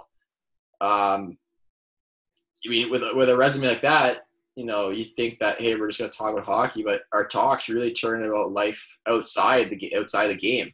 And again, things we talk a lot about things in that episode that athletes don't focus on, and just the advantage. I don't want to get into it because it's a very, very good episode, and it actually gets a little emotional because we had two, myself and him, two retired pros, talking about the things that we should have done different on this, our life outside of hockey, and using the kind of advantages that you get from being a pro athlete and using that to create a life when you retire, and the things that we should have done better. And so we cover everything. We from everything, like I said, gear, style, on the ice, technique, to life off the ice, how to do this, how to do that, how to talk to agents, how to all these things. We really want to just encompass everything so that goalies walk away and they understand how to do these things and how to do them well. Yeah, for sure. It's super important to get all that stuff out because everyone thinks it's perfect, but it's not. It's far from perfect. And even we're not, obviously Tyler and I are not professional athletes, but we play sports, and the experiences we experienced through there, it's incredible. And I can only imagine what it's as a pro. So it's getting a mix of everything. It's very valuable. Yeah, I absolutely. And again, I would say check out the episode. We talk about it more, but you just, when you're an athlete at any level, you're so blessed and so fortunate, and you're going to meet so many people. Take advantage of that. Build your brand, network, talk to people, introduce yourself, because you never know down the road.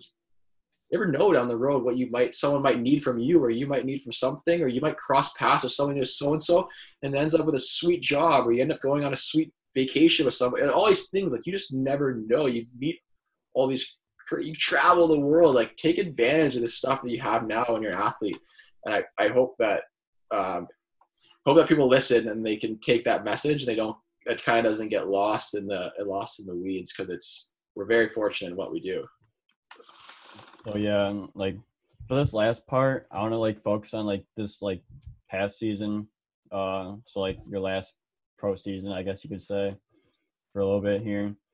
And so you played last time we talked, you played 10 games, I believe, in Coventry. So, like, take us through, like, your experience in Coventry to, like, I know you got released right before Christmas.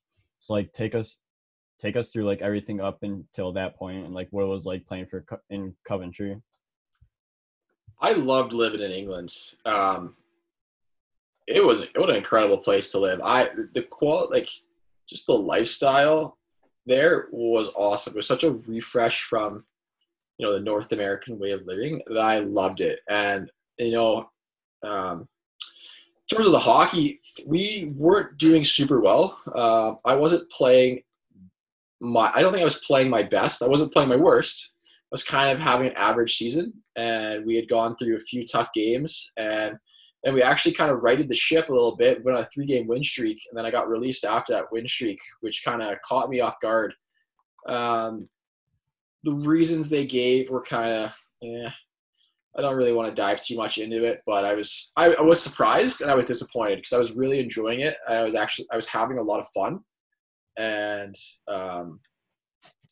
so it was kind of a bummer that it went the way it did. But it was a good league, but way better league than I thought it was going to be. And the organization, other than obviously being released, it was a good organization. The fans were great. It was a bummer that it ended how it did, but I was fortunate enough to find another team when I came back to North America.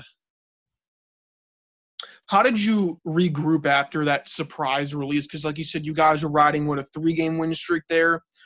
You said you had some momentum on your side. So how did you find some sort of like momentum or like regroup after that surprise releasement? No, that's a good question. I gotta think about it. So I worked with a mental coach, Bob Broughton. He helped me a lot through that and just kind of being able to reframe everything and look at a different light. I was toying with the idea of retirement before that season had started. Like I going back, if I had stayed the full year in Coventry, I would have played probably one more year of pro. But as soon as they released me, and then I kind of thought, like, okay, this is my last. This is gonna be my last year. Like, I don't want to deal with the nonsense of hockey anymore.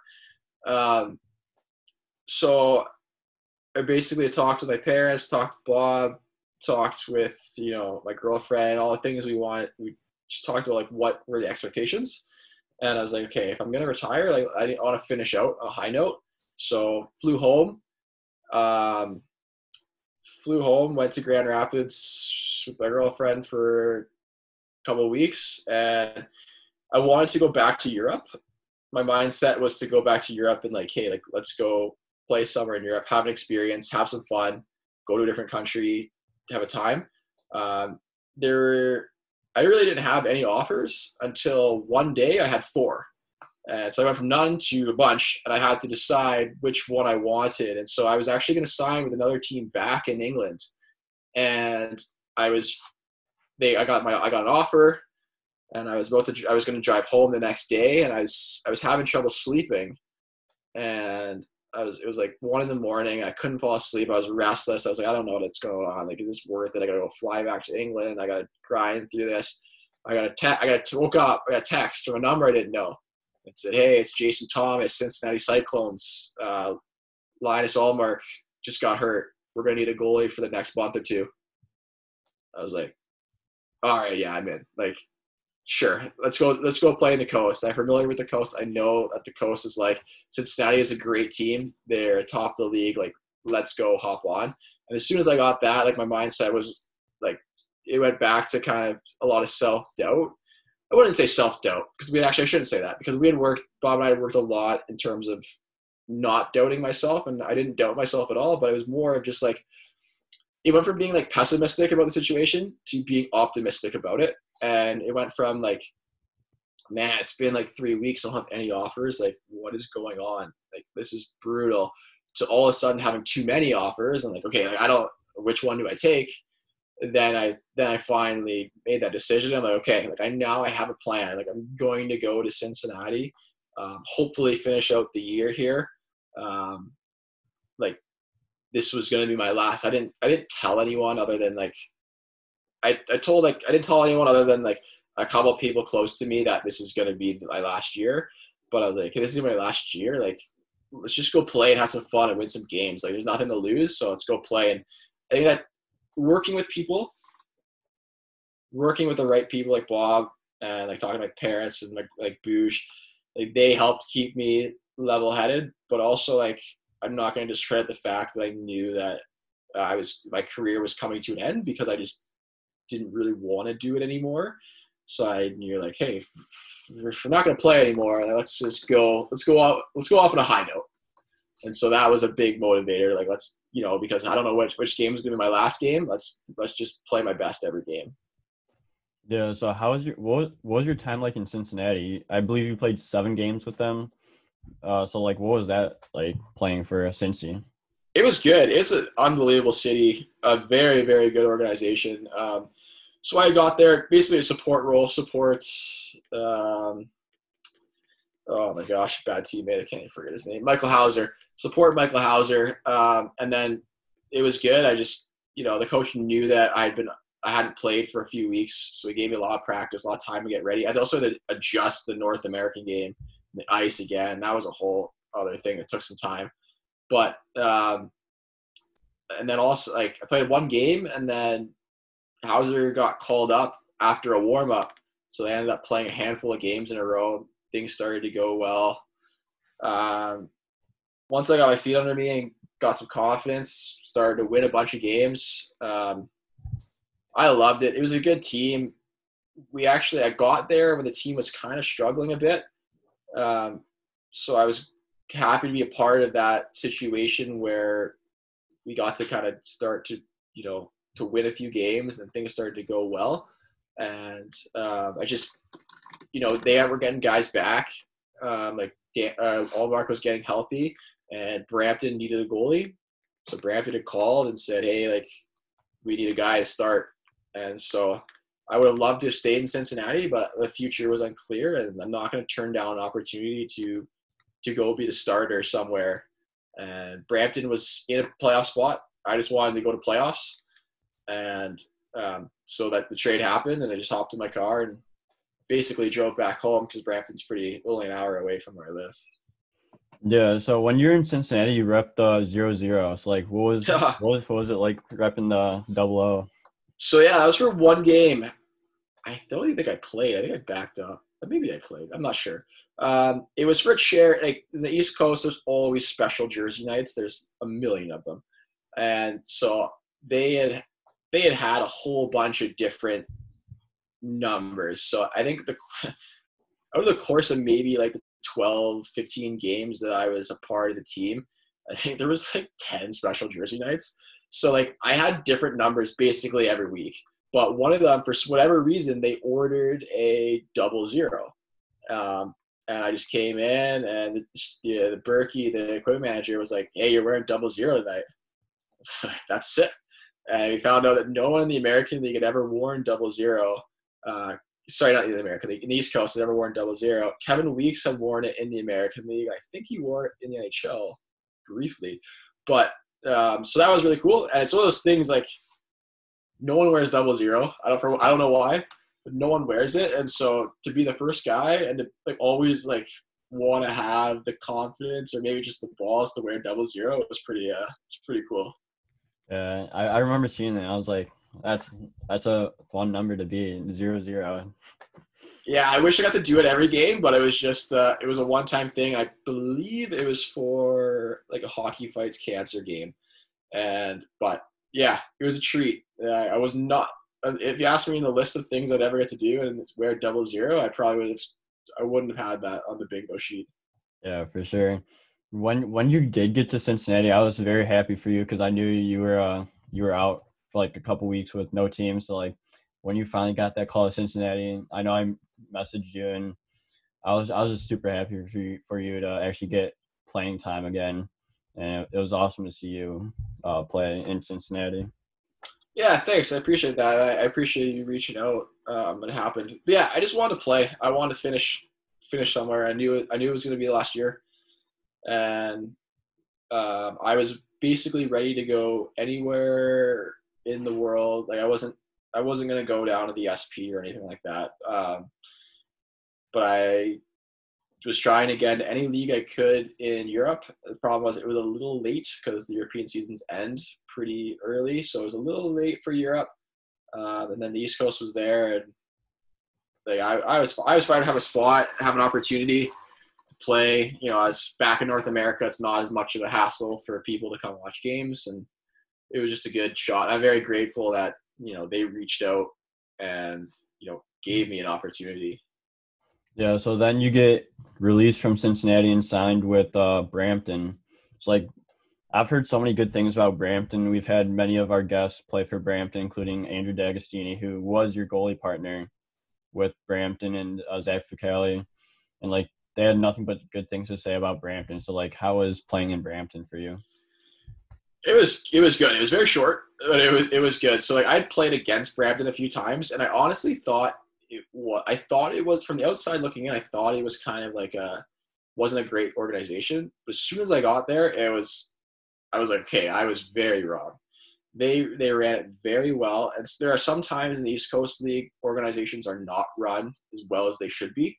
Brampton is not one of those spots. They ran it very well, very good amenities. They treated us very well.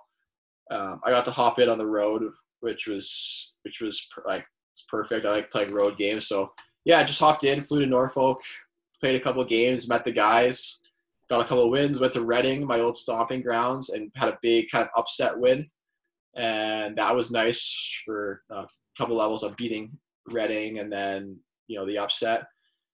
And then I only played 3 games, and then we came back home and we lost to Newfoundland, which is a bummer, but that was the last game. But I really liked playing in Brampton, very good organization. And then, yeah, playing with Dag. That was my second year. I played with Dags in Reading. He's a good guy. I love playing with him. But yeah, it's a good spot. I wish more people would know that it's a good organization, because I didn't before I went there. That's disappointing. Yeah, so then you played 3 games in Brampton, and then COVID-19 hit. So, like, what was, like, everything leading up to COVID-19? Like, how did everyone react, and, like, stuff like that?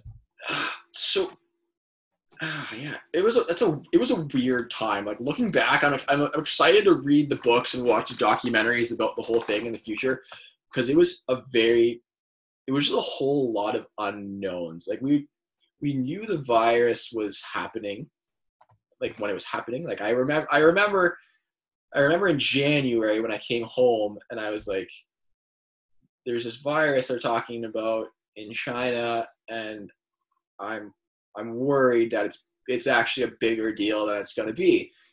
And I remember my girlfriend saying, like, I don't think so. Like, I don't know. And I was like, I don't know. I got this feeling about it. And then I didn't really think anything of it, which is stupid. And then as it started to slowly trickle its way into North America, again, it was people, we had talked, like, players and then the media, and we're like, do you think it's going to get canceled? Do you think it's going to get canceled? And you just kind of thought, like, there's no way. But it was just so sudden for everything. Like, as soon as the NBA canceled, as soon as the NBA canceled, I knew hockey was going to cancel. I honestly thought the East Coast was going to push through.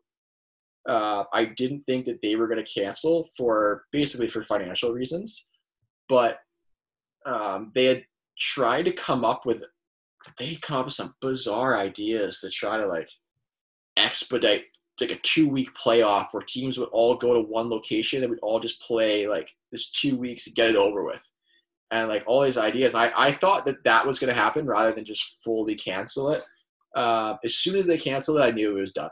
I knew it's not coming back. There's no, like, East Coast teams run on such a fine, like, budget that you just can't come back. And that's why there's a whole big thing with ECHL players, really fun, because like teams couldn't pay players and all that. So it was a bummer. And, like, for me, the only thing that I'll actually ever regret in my career was that I wish that my family and friends could have came in my last game, but because it just happened to end so suddenly, I think just my mom had actually come to that because it was out of the blue. She had a day off from work, and so she was like, sure, and she came and watched the game. So it was nice someone was there to watch it, but that's the only thing. But that's disappointing, but, like, it's a global pandemic. Like, there are more important things in the world than sports, unfortunately. And Although someone might debate me on that one, I do believe that, and I think that keeping healthy, keep people alive is more important than sports. And if that means we have to sit in quarantine for a few months, like it doesn't, like whatever. Like yeah, I got to sacrifice a bit, and it sucks that everyone lost money, everyone's jobs were hurting, everyone's lives were hurting, and it's just sports was a part of it. So I'm not upset by any means. I know some people probably are, but like I'm a realist here. Like, there's no way it could have kept going. It just would have been nice if, like, hey guys, this is probably my last game, so please come watch. And like, that's all I would have loved to have said. But that is what it is, and that's part of life too. Yeah, it just took a turn. Like, it was quick. It was like a snap, and like everything changed. So it was definitely an interesting time to be alive, and with everything getting canceled and everything getting affected by everything. And what do you think about the NHL coming back in like July?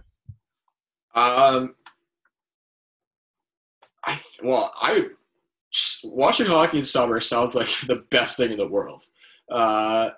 Summer's the best, and hockey's the best. So you put those together, it's pretty good. And I personally do not like baseball, so I find that time in the summer where there's just baseball on TV is the worst.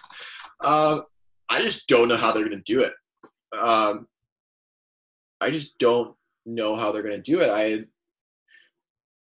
It's just like I understand everything they put on the table so far with the 24 teams and the playoffs. Like, yes, it sounds good, but just for them to have to pick hub cities, like you have to pick these hub cities, and then you have to have 12 teams plus media plus training staff. You have to keep them isolated. You have to keep them away from other people as much as possible. You have to keep your media people away from, like the rules they have to implement. Because my biggest question is, what if one guy test positive? What do they do? Do they cancel the whole league? Do they isolate that player? But that player has been positive. He's probably had the virus for more than one day. He's probably exposed his teammates. He's also probably exposed the other players. What do they do? Do they just grind through it?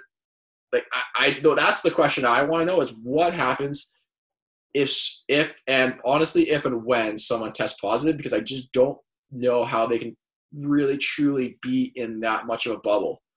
Like, you guys can't have their wives and family there, because it's not like you're going to tell your wife and your 2-year-old kid, you got to stay in the hotel all day. Like, yeah, you got to go out, you got to see things, and then that risks them, they just happen to pick up the virus and bring it back. And like, there's all these variables that I just don't know how they're going to pull it off. And so I'm just genuinely curious to see what they're going to do, because I would like it to come back. Do I think it's the right thing to do? Personally, no, I don't think it is. I think they should have just canceled the season. But I just don't. I don't think anyone knows. I think everyone's just kind of winging it. But I don't know. What do you guys think? I think it's definitely an interesting situation, because like you said, like they have all these guys in just one place, and like obviously you want to go out and like travel and like see around, but like you can't do it. And like your point of, what if someone gets it?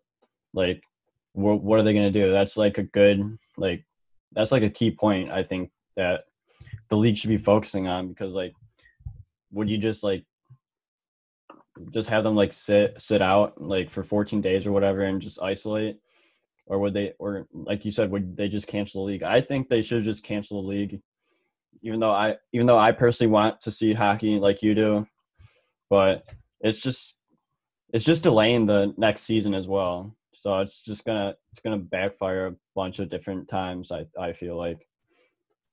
What do you think, Tyler? Yeah, I don't know. All around, this whole situation is just, it's super weird for everyone. And like, I honestly think like canceling the season probably would have been the better idea. But from a business standpoint, I could see them trying to salvage it, because, you're already losing money as it is, all these organizations. So I could see them trying to say, you know what, hey, let's just try and pull something off so, we could have some sort of ending rather than just ending abruptly like that. But I agree with the fact that canceling the season probably would have been the better idea. But I understand from, like I said, the business standpoint, where let's try to salvage anything at this point. Yeah, like, that's exactly. Like, obviously, it comes down to the money, and I understand that. As a player, everyone's different. Like, some guys probably dying to play. Me personally, if I had to sit out for this amount of time and come back, like, I probably would have just said like I don't know, just I don't want to play. But I just don't know how they could keep everybody healthy.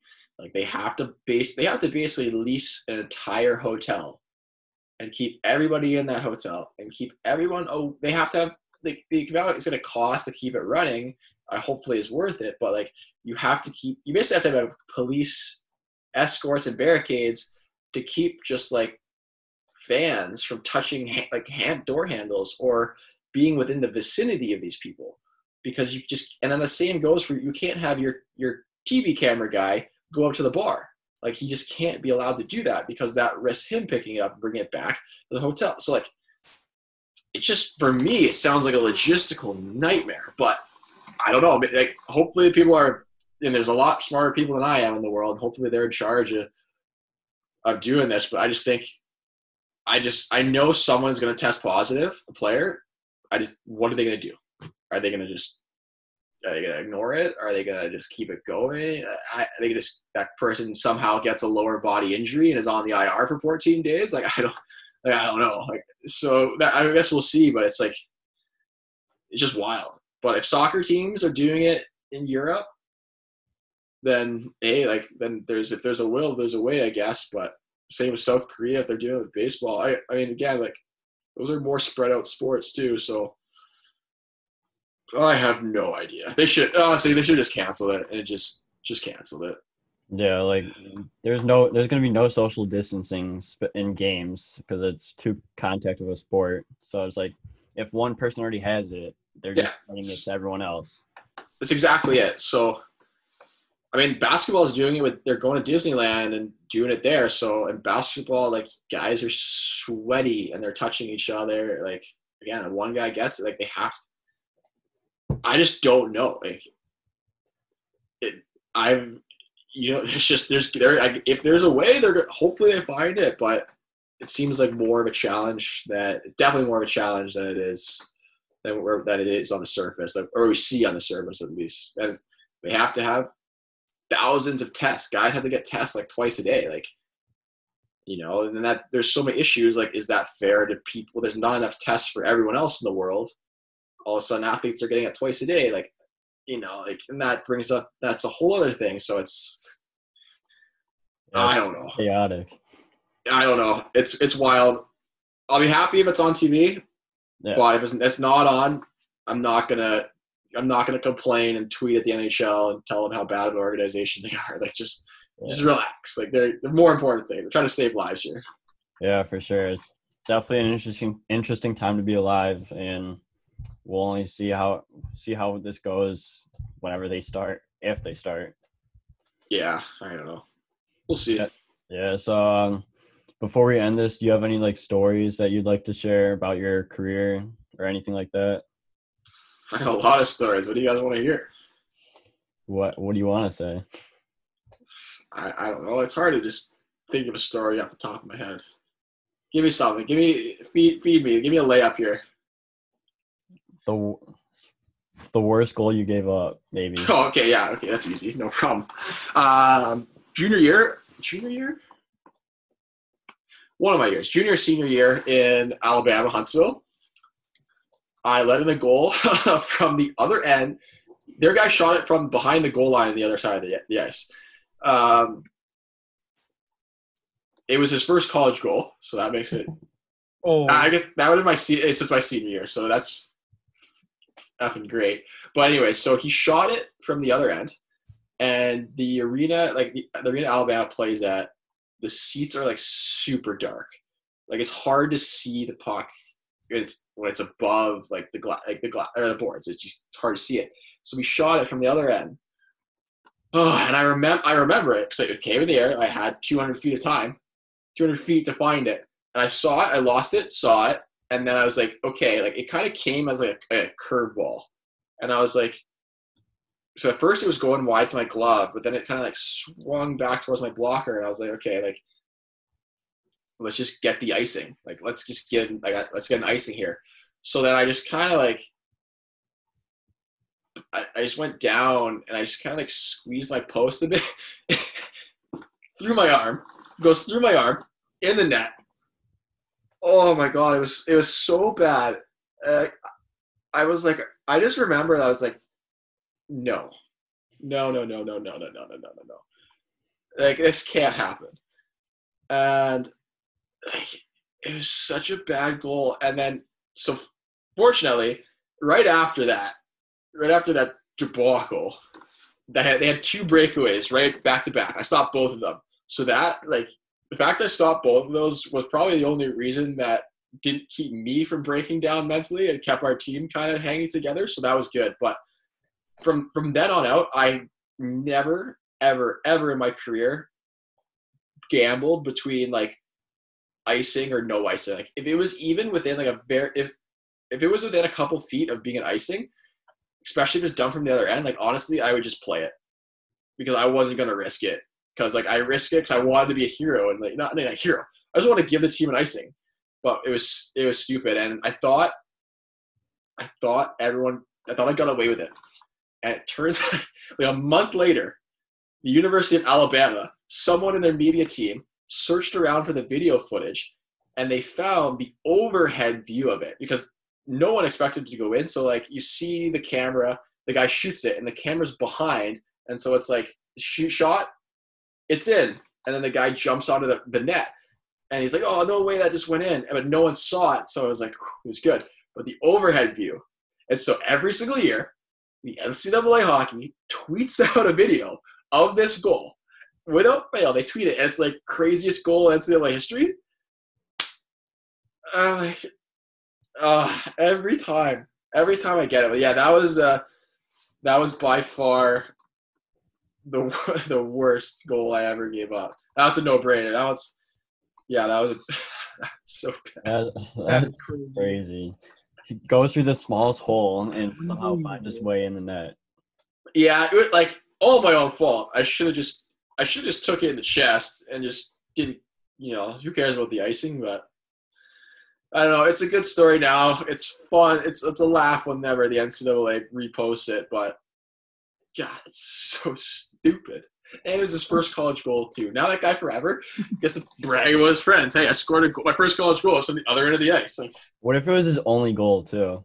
In his career? Honestly, it might have been. Like, he was a D-man, so there's a good possibility it was his only goal. But that's part of it though. That's part of being a goalie is you're gonna give up some pretty bad goals, and that is definitely one of them. Those like far shots, like from like the goal line, other side of the ice, or like the blue line from the other side, they're hard to track because like there was this one game and I was playing, and like this one dude kept taking slap shots from the red line, which I'd stop easily, but then his team won the face-off and he just sent it down for no reason, and like I had to come out a decent amount, and it like hopped a little bit, like, and I was scared it went through my arm and almost went in, but I somehow still had it, so that's at least good. Yeah, like bouncing pucks from far away are incredibly difficult because you don't know what's gonna happen. So yeah, I hated those. That, and I hated when guys would just take a hard clapper on the ice at the net from like the red line or the blue line.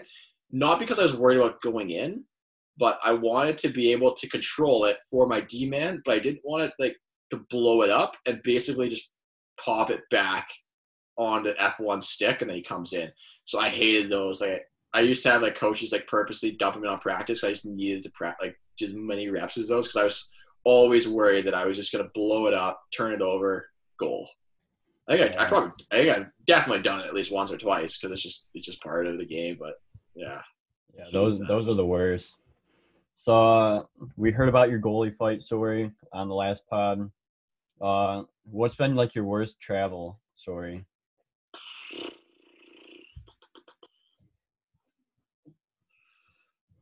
Oh, I think I've been pretty fortunate with travel. The monotony of the travel in the East Coast is the worst. Like there are times where you'll bust. Actually, no. Actually, that's bad. I do actually, now that you say that, my first year pro, I was playing Tulsa, and so we had played a 4 and 5. So we played Wednesday, Friday, Saturday, Sunday at home, and that sucks. I played all 4 games, and I was feeling like trash because I just played 4 games in 5 nights, and then after that Sunday game, we all go back to our apartment, and then we have about 30 minutes where the bus picks us up. So the bus picked us up from the apartment, and we had to bus 22 hours to South Carolina. And I'm a rookie, and I was starting goalie, so that was good, but I'm still a rookie. So the fact I was starting meant I didn't have to sleep on the floor, but I didn't get a good bed. So I had to sleep in a 4-foot-long bed, and I'm 6'4", 4-foot-long bed for 22 hours. My back was ruined. Like I actually had like some hip issues after that. And then, so 22 hours, and that was Sunday. So we bust Sunday night, all Monday day, and then we get in late. Basically, we get in Monday night. We have to play in SoCo on Tuesday, and did we win? I don't know if we won or we lost, but that was probably the worst travel I've ever had. Just playing that much, being that sore, sitting curled up in a bunk for that long. Yeah, that was bad. We should just took a plane, but it would have been too expensive. Like that drove me nuts. Like things like that's part of the East Coast drove me crazy, but that is definitely probably my worst travel story. Is like, yeah. Yeah, I cannot imagine just sitting on a bus for 22 hours, especially on a bed that's only 4 feet long and you're 6'4". If we didn't have to play on a Tuesday, I wouldn't have been as angry, because if we played on a Wednesday, I would have been fine with it. But we had to play on the Tuesday, which means we basically just got off the bus, went to bed, and then pregame skated and played.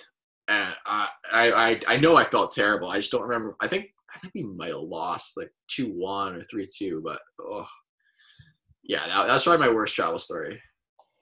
So we got time for one more, I believe. So I know you said this on one of your podcasts, but like, what has been the longest game you've played in? Oh yeah, so that was on the Carmine episode. It was a good one. So actually, Carmine. It was against Alabama, first round of playoffs my junior year, and it was 0-0. Triple overtime, and we had scored with like 2 minutes left in triple overtime. So it was, so basically 6 full periods of hockey. It was the longest game I ever played. Carmine at the other end made like 78 saves, and it was probably the best display of goaltending I've ever seen in my entire life. And it was insanity. Like I thought the game was never going to end. Like there was a point where I was like, okay, like I'm not going to get scored on. He's never going to get scored on. Like this game is going to go forever.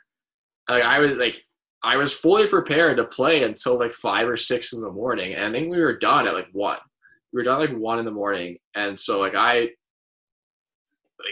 fortunately for me, like I only had like 40 shots or something, 40 something shots. So, like it wasn't bad. 40 shots. Yeah, but like 40 shots over 6 periods is like 2 20-shot games. So it's not bad, but like, so I was ready to go to the next game, but it was just so long. Like I never want to play another game like that. But like I was in the zone for that long, which is also kind of crazy. But yeah, I don't know. If you ever get Carmine in the pod, like I've never seen a goalie play as well in any level of hockey than I saw him play in that game, and it was astonishing how good he was. I mean, I'm glad we beat him, but it was wild what this guy was doing. Yeah. Actually, at one point, guys were so tired, like they were just like muffing it on net on both of us. Like guys would just come in and just like shoot it, and it would be so soft. Like guys were exhausted. Like people were falling asleep in the stands. The jumbotron would be showing like people like passed out, just like exhausted. They were there like 6 hours. Yeah, it was It was crazy, but yeah. And it was a shutout too, so chalk that one up. Even better. Longest shutout in school history. There? Pardon me? What would you do for recovery during like intermissions? I tried my best to keep my routine the same. I had like a routine I would go through between periods, so I tried to keep that the same. I ran out of like things to eat, so I had to start like our team had bars, but we had brought in these like Gatorade protein shakes that were in a can. Guys were like crushing those. Our trainer was basically getting like any kind of food he can get from the concession. I think they brought like pizza. The guys just needed calories basically, and I needed the calories too, but I was like, I guess I was too like superstitious, so like too much of my ritual to like have the pizza. So I would just have like granola bar, or like if there was like a banana available, we had those. But yeah, I just remember guys like sitting on their backs with like their feet up, trying to get like some, trying to get the lactic acid out of their legs. They were like, I feel bad saying it now, but like they were like grinding, and I was like kind of grinding too, but I was just frustrated. I was like, just score. Just score. Like, we're so much better than these guys. How are we not scoring? Like what is going on? But fortunately, we pulled it out and we got the win. If we lost, I don't know. I don't know. I would have lost my mind if we lost that game. Hey, you got the win though. That's all. Got the win. And the shutout. We had the shutout. Actually, you know what? We got the win, and I got shut out the next night too. So it was 9 shutout periods, which was a school record. I'm very proud of those school records that I have. So 9. That's like 3 games right there. Yeah. So it's actually 3 games shutouts, but like it was technically 2 games. But no one has to know that. I just say 9 periods. Yeah, that's awesome. I loved all those stories that you shared. Jamie, thank you so much for coming on. I know you'll be a recurring guest for sure. So we appreciate your time, and good luck with the goalie coaching. Thanks, guys. I appreciate it. Anyone listening is always welcome to reach out to me on my personal Instagram. And if anyone's interested in nutrition or anything like that, nutrition questions, doesn't matter, send them my way. It's victorumnutrition.com. We'd love to have you follow, and hopefully and check out the book. If you're a hockey player, that book is very, very good. It's the best I could say. It's really good. It's informative, and I recommend picking up a copy. Yeah, for sure. So thank you again for coming on. Congrats on a great career, and we'll talk to you soon. All right. Thanks, guys. I appreciate it. Yeah.